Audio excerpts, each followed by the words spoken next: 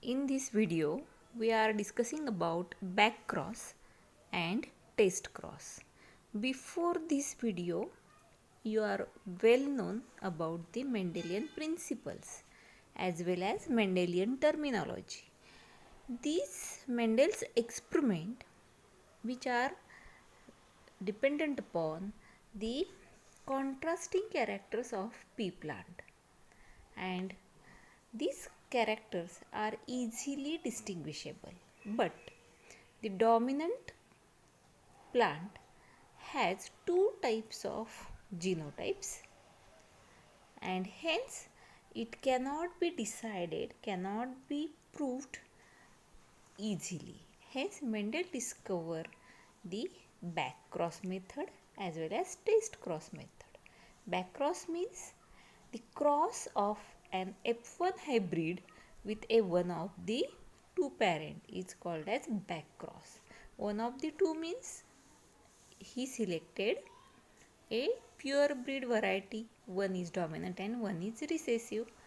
You can select one dominant parent, that is capital T for tallness, and for dwarfness small t. If F1 is crossed with such a parental progeny, then it is called as back cross. The out of these two, one is test cross because it is made for testing the genotype of F1 hybrid, because F1 hybrids which are having tall appearance, that is phenotype is easily observed, and at the Mendelian time period the genotype cannot be studied, it is only assumed.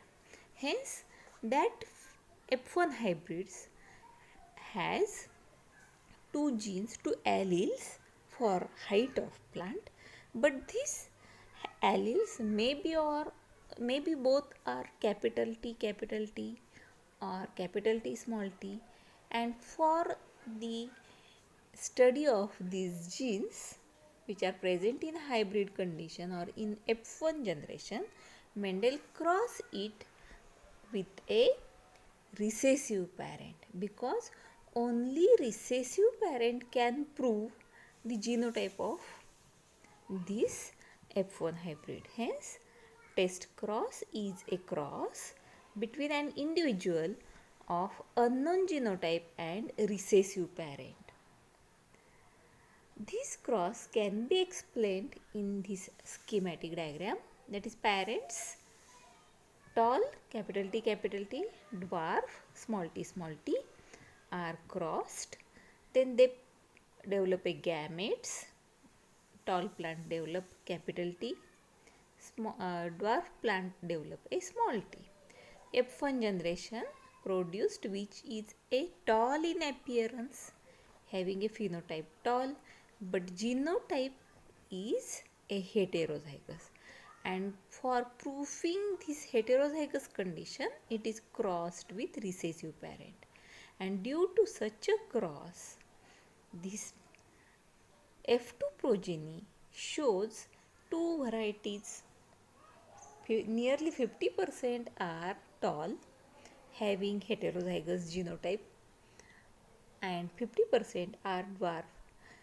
These F2 generations, which are developed into dwarf plants, is a proof of a gene which is small t present in heterozygous condition, present in F1 generation. Hence it is test of presence of that recessive gene, and then it is proved. Hence it is called as test cross. The next slide you can easily understand these two conditions of F1 parent. The another example, that is plant having purple flowers and white flower. Purple is a dominant character and white flower is a recessive character. In this diagram you can observe the both possibilities and both crosses. If that dominant phenotype which is unknown, it has capital T, capital P or capital P small p. If it is homozygous, that is capital P, then this cross is like this one, which is on left side. That is, if it is a capital P and crossed with a recessive parent which has a small p genes, then it develops all purple heterozygous flowers. Means it is a proof which is each and every gamete of this purple flower gets a dominant gene. Means parent should be homozygous. Opposite condition is observed when parent is heterozygous. When it is heterozygous, 50% offsprings get a purple color, that is gene for dominant coloration, and 50% not get dominant gene, means it gets a small p, hence it is a white. In this way, the cross with a recessive parent gives a proof of the genotype. In this way, testing of genotype can be done. In this slide, you can compare the test cross and back cross. These both crosses has its own importance. Test cross is a cross between dominant phenotype with the recessive phenotype, and back cross is the cross between F1 hybrid with any of parent. The importance of test cross is it helps to determine the genotype of dominant phenotype, and back cross helps to recover useful characteristics in the parental population. In this way, Mendel used the test cross and back crosses for detection of genotype, because at that time genotype cannot be studied. The microscopic study is not available in that time period, and after that,